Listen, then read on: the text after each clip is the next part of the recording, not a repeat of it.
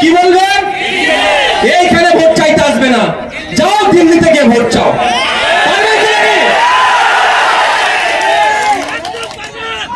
একদম ছেড়ে কথা হবে না বলে দিচ্ছি, আমি সমস্যায় পড়বো। এটা আমার মাটি, আমাকে তুমি বলছো দিল্লি গিয়ে ভোট, দিল্লি গিয়ে প্রতিবাদ করতে। দিল্লি থেকে যেতে পারবেন আমাদের ভাইজান সুপ্রিম কোর্টে, দিল্লির রাজপথে ভাইজান আগামী দিনে যাবে, কিন্তু তুমি বলার কে? নয় তো বিজেপির বিরুদ্ধে, তাহলে আজকে মিটিং এ আসলে মেরে পা ভেঙে দেবো, মিথ্যা কেস দেবো, ওখানে মিটিং এর পারমিশন পাচ্ছে না, তোরা যেতে পারবি না। এটা বলার কারণ কি ভাই? আজকে এসে কি বলছে তুমি আইএসএফ কে ভোট দাও? এটা তো বলিনি। তাহলে এখানে তো আপনাদের কবরস্থান, আপনাদের মাদ্রাসা, আপনাদের মসজিদ গুলোকে অবৈধভাবে দখল করে নেওয়ার প্রচেষ্টা চলছে, সেটাকে আটকানো লড়াই তো ভাই। মমতা ব্যানার্জিও তো বলছে বিজেপির বিরুদ্ধে এটা লড়াই চলবে, তাহলে এখানে আসতে দিচ্ছে না কেন? ওদের বুক চিনচিন করার কারণটা হচ্ছে এটা আপনাদের বুঝতে হবে। পশ্চিমবাংলায় আন্দোলন সংগঠিত হবে, এই আন্দোলনের ঝাঁজ মহারাষ্ট্রে যাবে, মহারাষ্ট্রের মানুষ শক্তি পাবে। পশ্চিমবাংলায় আন্দোলন সংগঠিত হবে, এই আন্দোলনের কাজ উত্তরপ্রদেশে যাবে, উত্তরপ্রদেশের মানুষ শক্তিশালী হবে। এখানে আন্দোলন হবে, আপনার কর্ণাটকাতে আওয়াজ যাবে, এখানে আন্দোলন হবে, ত্রিপুরাতে আওয়াজ যাবে, এখানে আন্দোলন হবে, অসমে আওয়াজ যাবে। তারা এই আওয়াজটাকে, এই ক্ষমতাটাকে তারা ওখানে আবার জাহির করবে। আর বাংলাতে ওটাই মমতা ব্যানার্জি সরকার হতে চায় না, হলেই তো বিজেপির লস হলে ওনাদের লস। এটা হচ্ছে দিদি ভাইয়ের একটা ভালো সম্পর্ক আছে, দিদি ভাইয়ের একটা ভালো সম্পর্ক আছে। সম্পর্কটা কেমন? দিদি যখন চাপে পড়ে দাদা তখন সহযোগিতা করে, দাদা যখন চাপে পড়ে দিদি তখন সহযোগিতা করে। এখন দাদা চাপে পড়েছে, দিদি সহযোগিতা করছে, হচ্ছে তো না? না আন্দোলন করতে দিচ্ছে না কেন ভাই? কেন দিচ্ছে না বুঝতে হবে। দাদা চাপ হচ্ছে, আর দাদা কখন চাপে পড়েছিল? বিভিন্ন সময় চাপে পড়ে, বিভিন্ন বিল পাস করাতে গেলে ভোটাভুটিতে দাদা হেরে যেতে পারে, তখন এরা ভোটাভুটিতে অংশগ্রহণ করে না। এই দেখুন, এরা অনেক রাগে কান্না কাঁদছে, আমার নামে অলরেডি একাধিক মামলা হয়ে গেছে, আগামী দিনে মামলা খাবো, কোনো সমস্যা নেই আমার।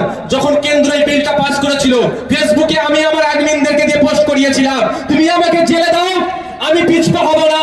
তুমি আমার নামে মিথ্যা মামলা দাও, আমি পিছপা হব না। তুমি যদি আমাকে খুনও করো, আমি পিছপা হব না। তোমার এই অসাংবিধানিক আইনের বিরুদ্ধে আমি লড়ে যাবো। এই মামলা দেওয়ার অনেক আগে আমি পোস্ট করে রেখে দিয়েছি আমার অ্যাডমিনকে দিয়ে, জানি এগুলো হতে পারে। তবে হ্যাঁ, গণতান্ত্রিক প্রক্রিয়ায় হিংসার পথ অবলম্বন করলে সেই আমি আন্দোলনে নাই।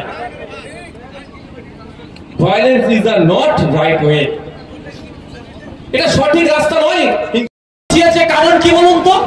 ভোট পচানোর কারণ এটাই, যত ভোট পচাবে তত তৃণমূলের পোয়া ভারী হবে। তৃণমূলের বিরুদ্ধে একটা ভোট গেলে তৃণমূলের যত ভোট পচাবে বিজেপি তত লাভ হবে। তো তৃণমূলের দুটো এমপি রাজ্যসভার ভোট পচিয়েছে, তাহলে কার লাভ করালো? এই যে লাভ করালো, এর বিরুদ্ধে কোনো ব্যবস্থা গ্রহণ করেছে কি? ওরা করেনি। আর আপনাকে আমাকে দিল্লি গিয়ে প্রোগ্রাম করার কথা বলছে। সামনে ভোট আসছে, যাকে মনে হবে আপনার ভোট দেবেন, আমি জোর করবো না। ভোটের সময় এসে ভোট চাইবো, ভালো লাগলে ভোট দেবেন, নাহলে দেবেন না। কিন্তু ভোট চাইতে এবার কি বলবেন? কি বলবেন? এইখানে ভোট চাইতে আসবে না, যাও দিল্লি থেকে ভোট চাও।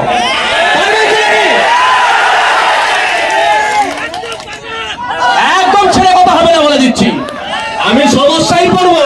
এটা আমার মাটি, আমাকে তুমি বলছো দিল্লি গিয়ে ভোট, দিল্লি গিয়ে প্রতিবাদ করতে। দিল্লি থেকে যেতে পারবেন আমাদের ভাইজান সুপ্রিম কোর্টে, দিল্লির রাজপথে ভাইজান আগামী দিনে যাবে, কিন্তু তুমি বলার কে? একদম ছাড়বেন না, ভদ্র ভাষায় বলবে বাবু চলে যাও। কি বলবে? চলে যাও, দিল্লি থেকে ভোট চাও। আমি বিপদে পড়বো, আমার কবরস্থানটা বাঁচা দেওয়ার আমি চেষ্টা করবো, আমার মাদ্রাসাটা, আমার মসজিদটা তুই কেড়ে নিচ্ছে, আর আমি প্রতিবাদ করলে আমি দিল্লিতে যেতে হবে? ভাই এখানে তোমাদের যাওয়ার ক্ষমতা আছে, দিল্লিতে সবার টিকিট কেটে আমি আগামী দিনে দিল্লি যাওয়ার ডাক দেবো, সবাই সম্ভব আছে কি ভাই? সম্ভব না। তাহলে আপনার এলাকায় কেন আমি এসেছি? এখান থেকে সবাই কলকাতা যাওয়া সম্ভব নয় বলে আবার আমি ফিরে আসি। চালিয়ে যাবেন ভাই, যতদিন না প্রত্যাহার করছে আন্দোলন চালাবেন, আন্দোলন চালাবেন, আন্দোলন চালাবেন, আন্দোলন চলবে। পুরো দালালের কথাই শুনে আন্দোলন বন্ধ করবেন। আমি দালাল বলতে বাধ্য হলাম, আমার মুখে কিন্তু শব্দ আসে না, দুর্ভাগ্য আমাদের। ভাই আপনার যেখানে ইচ্ছা আপনি যাবেন, যেখানে ইচ্ছা আপনি নাও যেতে পারেন, আপনি সেটা বলে দিতে পারেন আমি যাবো না, ঠিক আছে, কিন্তু সময় বেঁধে দিবেন আপনি কে? আমি তবে একটা জিনিস আপনাদের বলবো, আন্দোলনটা কিভাবে হবে? গণতান্ত্রিক প্রক্রিয়ায় শান্তিপূর্ণ আন্দোলন হবে। সেটা করবেন তো ভাই?